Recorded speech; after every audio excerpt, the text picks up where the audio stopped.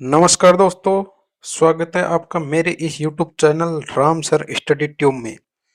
दोस्तों, आज के इस वीडियो में मैं लेकर आया हूँ केबीएस एनवीएस की परीक्षा है जो चल रही है टीयर 1 10 जनवरी का। उसका जो general awareness and current affairs का जो पार्ट है उसके समस्त 20 क्वेश्चनों का डिटेल्ड सॉल्यूशन मैं लेकर आया हूँ। तो चलिए आगे बढ़ते हैं। पहला क्वेश्चन देखते हैं। निम्नलिखित में से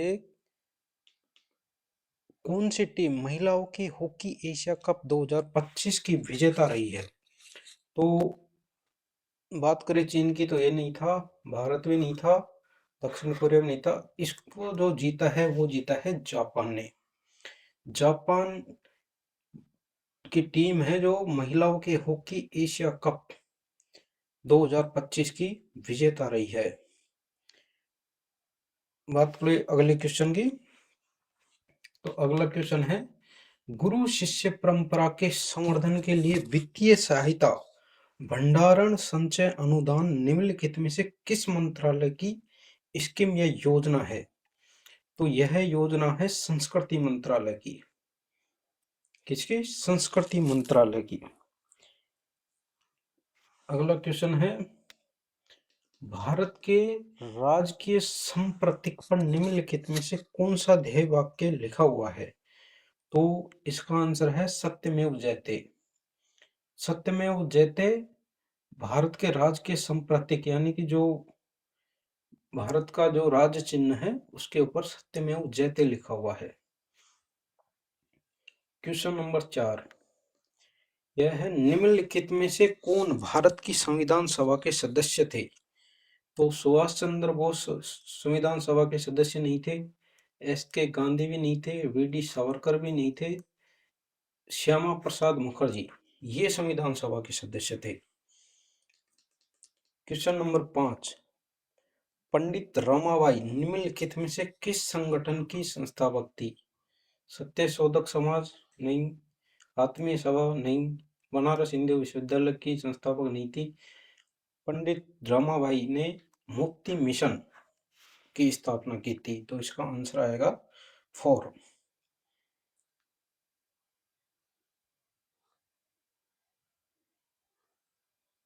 जो ये जो संस्थान है इसे पंडित रमाबाई ने 1889 में पुणे के जो पास है वो एक कोई केड गांव है उसमें मुक्ति मिशन की स्थापना की थी। इसी का जो उद्देश्य है वो था अनाथ विधवा और गरीब महिलाओं को आश्रय और शिक्षा प्रदान करना।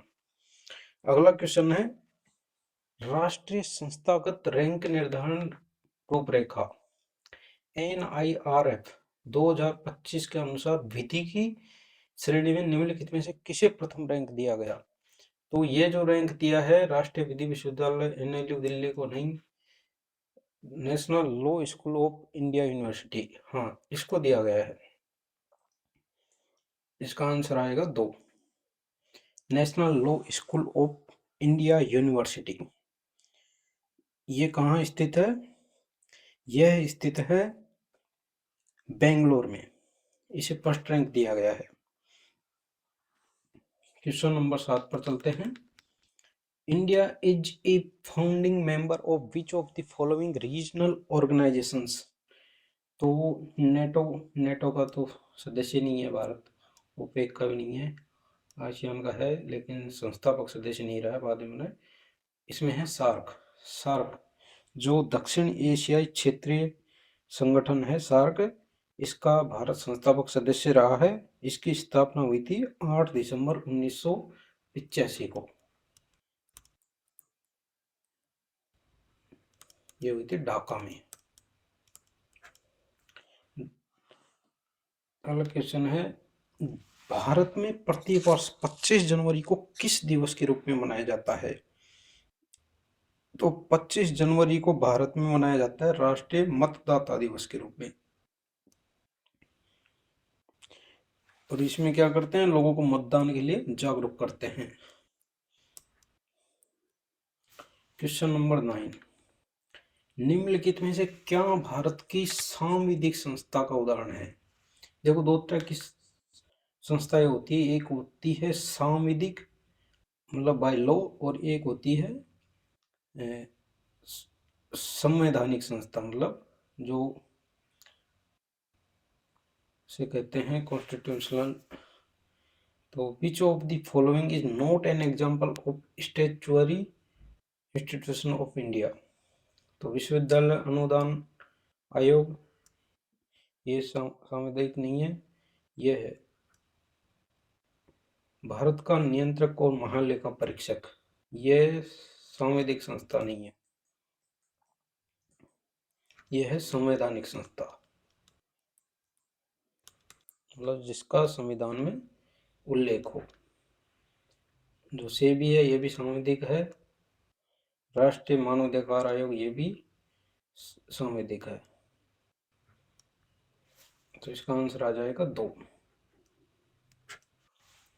क्वेश्चन नंबर 10, निम्नलिखित में स्थित बांध और उसकी अवस्थिति वाले राज्य का कौन सा युग्म सही सुमेलित है?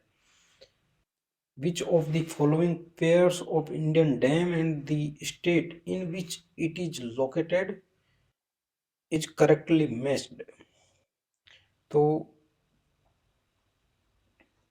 इसमें दे रखे हैं हीराकुंड बांध झारखंड, क्या ये मैच है? तो ये नहीं मैच है। दूसरा है भांखड़ा नांगल बांध गुजरात, ये भी नहीं है, पंजाब में ना। सरदार सरोवर ये भी नहीं है, ये गुजरात में है। टेहरी बांध, टेहरी बांध को तो सब जानते हैं, ये उत्तराखंड में स्थित है, इसलिए ये सुमेलित नहीं है, मतलब सुमेलित है। ये सुमेलित सही नहीं है और ये सही सुमेलित है। टेहरी बांध उत्तराखंड में है। हीराकुंड का है, महानदी पर है, ये ओडिशा में है। भाखड़ा नांगल, भाखड़ा नांगल प्रसिद्ध है एसपी में।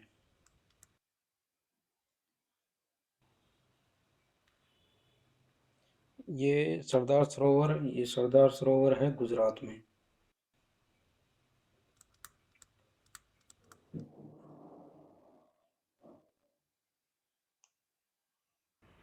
अगला है निम्नलिखित में से क्या मानव मस्तिष्क का सबसे बड़ा अंग है? तो मानव मानव मस्तिष्क का सबसे बड़े अंग की बात करें तो यह है प्रमस्तिष्क या सेरेब्रम। यह मस्तिष्क के अधिकांश भाग को बनाता है। अगला क्वेश्चन है संघीय लोकतांत्रिक गणराज्य नेपाल की पहली महिला राष्ट्रपति कौन थी? तो सुशीला गार्गी ये नहीं है, ये तो अभी प्रधानमंत्री बनी है। और दुर्गा कुमारी भी के ये भी नहीं है। सीता देवी बोडेल ये भी नहीं है। इसकी है विद्या देवी भंडारी। विद्या देवी भंडारी संघीय लोकतांत्रिक गणराज्य नेपाल की प्रथम महिला राष्ट्रपति थी। इसका आंसर आएगा 4। अगला क्वेश्चन, भारत विषुवत रेखा के किस तरफ स्थित है? अगर इक्वेटर से हम कंपैरिजन करें इंडिया का तो यह है उत्तर दिशा में या उत्तरी गोलार्ध में भारत स्थित है। अगला क्वेश्चन है निम्नलिखित में से किस व्यक्तिगत संस्था को 2025 का रेमन मैगसेसे पुरस्कार नहीं मिला? Foundation to educate girl globally इसको मिला है, शाहिना अली इसको भी मिला है, यूजे नियो लेमोस इसको भी मिला है, यह है फ्लेवियानो एंटोनियो एल विलानुएवा इसको नहीं मिला। तो इसका आंसर आएगा 4। अगले क्वेश्चन पे बढ़े 15 नंबर, तो निम्नलिखित कथनों पर विचार कीजिए। भारत चंद्रमा के दक्षिण ध्रुव पर पहुंचने वाला पहला देश है। यह बिल्कुल राइट है। दूसरा कथन है भारत ने अपनी मिशन चंद्रयान फर्स्ट के माध्यम से चंद्रमा के दक्षिण ध्रुव पर सफलतापूर्वक सॉफ्ट लैंडिंग की। तो ये जो स्टेटमेंट ये गलत है। भारत ने जो चंद्रयान 3 है इससे सॉफ्ट लैंडिंग की थी, न कि चंद्रयान फर्स्ट से। अतः इसका केवल ये सही है, बाकी गलत है। क्वेश्चन नंबर 16, साहित्य के क्षेत्र में वर्ष 2024 के नोबेल पुरस्कार विजेता निम्नलिखित में से कौन है? साहित्य के क्षेत्र के नोबेल पुरस्कार की बात करें तो ये मिला है हांगकांग को। हांगकांग को साहित्य के क्षेत्र का 2024 का नोबेल पुरस्कार मिला है।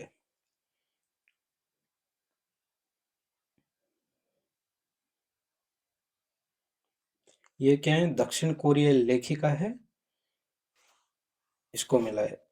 अब आ जाते हैं 17वें क्वेश्चन पे। तो दिल्ली से बाहर स्थापित पहला अखिल भारतीय आयुर्विज्ञान संस्थान एम्स कौन था? Which of the following was the first AIIMS to be established outside Delhi? Delhi से बाहर ये था एम्स भोपाल। एम्स दिल्ली के बाद एम्स भोपाल खुला था। अगला है डॉक्टर वर्गीस कुरियन भारत में निम्नलिखित में से किस गतिविधि के सहयोजित है? ये संबंधित, सहयोजित मतलब संबंधित, मतलब इन्होंने इंग्लिश से गूगल का यूज किया है एक तरीके से, हिंदी अटपटी आ रही है। तो इसमें है दुग्ध क्रांति। दुग्ध क्रांति से संबंधित थे वर्गीस कुरियन। 19वां क्वेश्चन, निम्नलिखित में कौन सा ग्रह सौर तंत्र का पार्थिव ग्रह नहीं है? Which of the following is not a terrestrial planet of the solar system? तो यह है यूरेनस।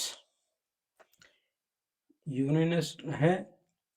सबसे पहले तो ये समझते हैं कि पार्थिव ग्रह क्या होते हैं। तो पार्थिव ग्रह वे होते हैं जो मुख्य रूप से सिलिकेट चट्टानों या धातुओं से बने होते हैं। बुध, मंगल और शुक्र पार्थिव ग्रह है, लेकिन यूरेनस क्या है? ये एक विशाल बर्फीला ग्रह है।